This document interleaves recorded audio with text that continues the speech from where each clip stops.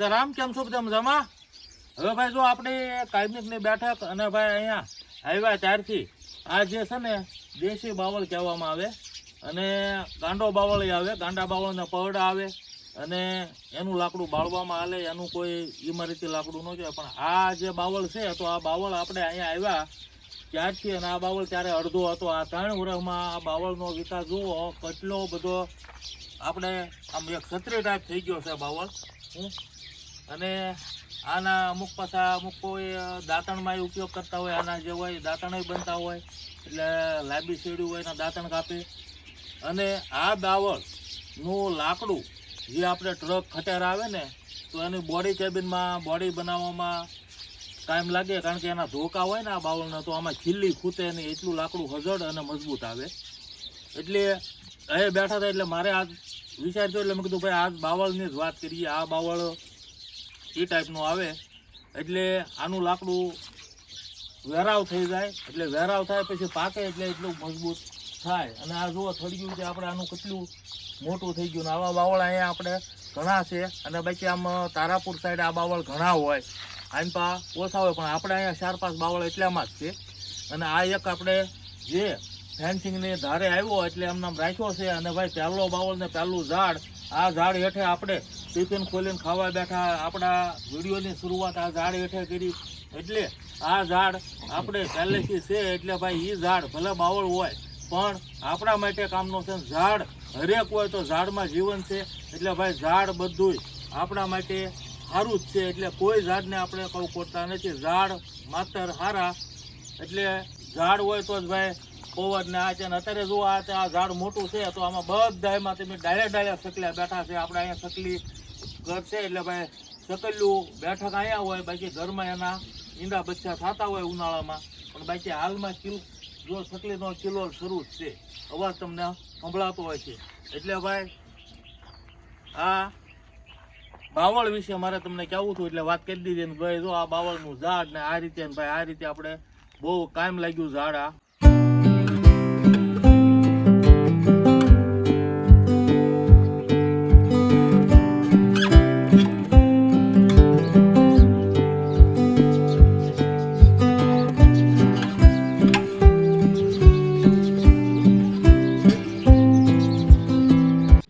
આ બાવળ ઈ છે આપણા ગેટની બાય.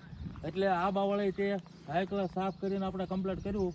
એટલે અહીંયા તે અમુક ભાઈ ઓલી વાડીએ જાય એટલે કૂટર મૂકતા હોય આ તે, એટલે સંયોય કામમાં લાગે. અને આમાં જો આ છે ને એટલો ફેર આ બાવળના આ રીતના પડ આવે, આમાં બી આવે ને આજથી પાછા બીજા બાવળ થાય આના બીથી.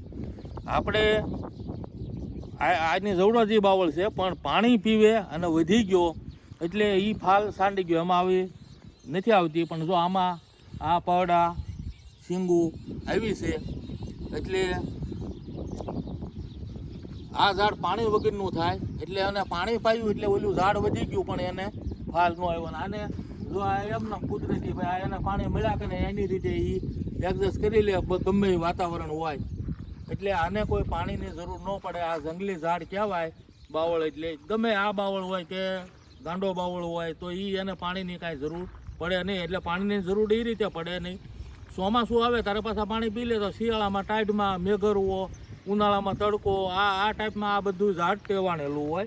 એટલે એને કોઈ ઝાડ બળી જાય કે આ ઉનાળો આવે તકલીફ થાય એવું કાંઈ થાય નહીં. ટાઈમે ટાઈમે એને કુદરતી આમાં આપેલું આવે.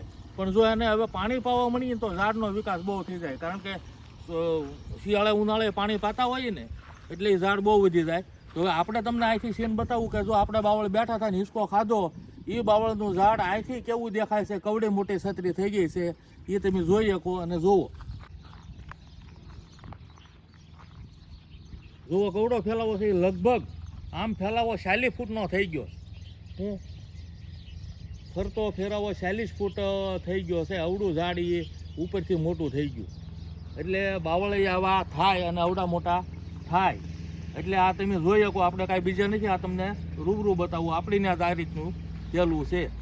અને ભાઈ આપણે ગેટની બહાર આવ્યા એટલે ભાઈ બાવળનું બતાવતા તો હારો આ ફીંડવા ઉપર નજર વહી ગઈ. તો આ રીતે ભાઈ આપણે અહીંયા હથેળીઓ થોર બોલાય એટલે આની કીધું કે માહિતી થોડીક આપી દઉં. એટલે હથેળીઓ થોર ને આના ફીંડવા આવે. આ ફીંડવા જે B12 ઘટતું હોય ને એના માટે જો આ લોહી માટે બહુ ઉપયોગી. એટલે ફીંડવા અમુક પાક્યા છે અને અહીંયા આપણી વાડે ઘણા લોકો લેવા આવતા હોય, લઈને અમુકને દવામાં વાપરતા હોય ને અમુક પાછા અહીંથી લઈને સાફસૂફ કરી અને પછી જેને જરૂરિયાતમંદ હોય ને વેચતા હોય બજારમાં. એટલે એ જેને તકલીફ હોય એ લઈ જતા હોય. એટલે આ રીતનું હોય.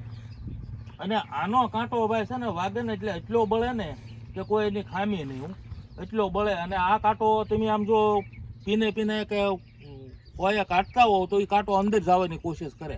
આ ટાઈપને કાંટાની અણી એવી હોય એની. અને આનું આ પાંદ આખું જો જમીનમાં નાખો એટલે હળી જાય, પણ કાંટો આનો હળશે નહીં. અને બીજા નંબરમાં કે આ ફીંડવું તમારે જો તોડવું હોય તો આ ફીંડવાને પવન દેશ તમે રહ્યો ને આમ કે મનો કે આ બાજુનો પવન છે ને આની પછી તોડો તો આને તમે તોડો એટલે એની જે લાડુ છે ને ઉડીને આપણી કોઈ આવે. એટલે પવન આમનો હોય તો આમ ઊભા રહીને આને તોડવા પડે તો આ બધું આપણે તમે આનો ઉપયોગ કરી શકો. બાકી નહીંતર એની લાળ છે એ લાળ તમારા હાથમાં કે આંગળી અડી ગઈ હોય તો નીકળે નહીં.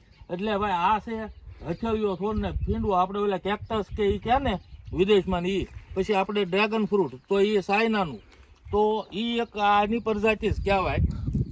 અને આપણે અહીંયા જો આ કાઠિયાવાડમાં આ ટાઈપના હોય, આ હથેળીઓ છોડ આપણે અહીંયા દેશી ભાષામાં બોલવા આવે.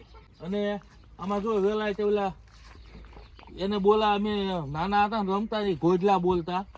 એટલે એ કે જો વેલા હોય આ વાડમાં. અને વાડમાં અલગ અલગ બધી જાતના વેલા આ રીતના હોય. એટલે વેલા વાડમાં સડતા હોય. અને ભાઈ આ માહિતી આપણે કોઈ ખેડૂત હોય, ખેડના કામ કરતા હોય એને બધાને બધી આ માહિતી ખબર જ હોય.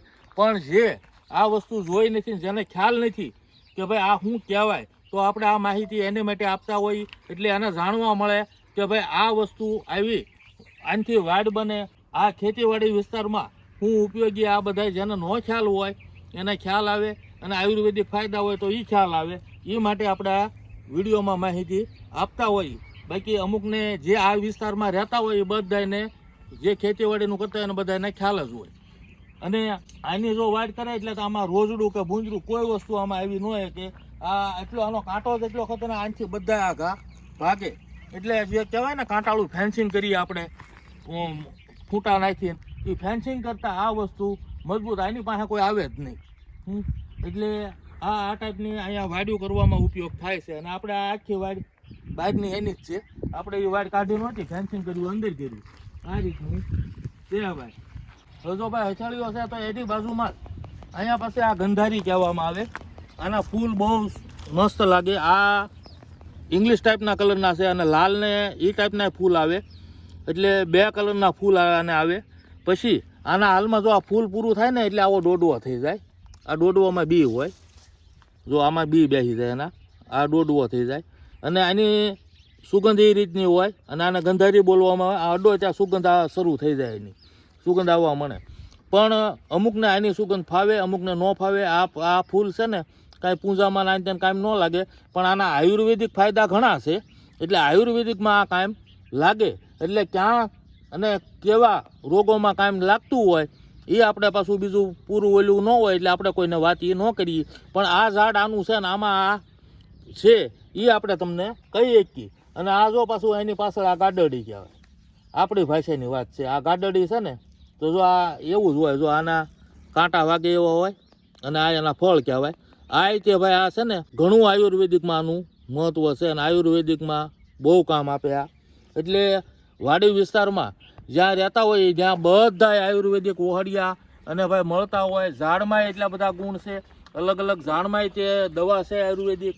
અને એક પણ છોડવો છે એ હરેક દવામાં કાયમ લાગે. પણ કયો છોડવો કઈ દવામાં કાયમ લાગે એ પહેલાંના જે માણસ હોય અને જે જાણકાર હોય એ બધાય છોડ જાણી શકે અને બધાની આયુર્વેદિક ખબર હોય.